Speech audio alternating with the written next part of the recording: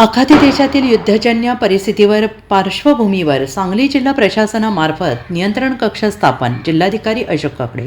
आखाती देशांमध्ये संभाव्य युद्धजन्य परिस्थिती निर्माण होण्याची शक्यता लक्षात घेऊन सांगली जिल्हा प्रशासनामार्फत नागरिकांसाठी आवश्यक सूचना जारी केल्या आहेत. सांगली जिल्ह्यातील नागरिकांचे नातेवाईक अथवा परिचित आखाती देश तसेच पश्चिम आशियाई देश येथे वास्तव्यास असल्यास त्यांच्या सुरक्षिततेबाबत किंवा इतर कोणत्याही बाबतीत माहिती आवश्यक असल्यास संबंधितांनी जिल्हा प्रशासनाने स्थापन केलेल्या नियंत्रण कक्षाशी संपर्क साधावा असे आवाहन सांगलीचे जिल्हाधिकारी अशोक काकडे यांनी केलं आहे.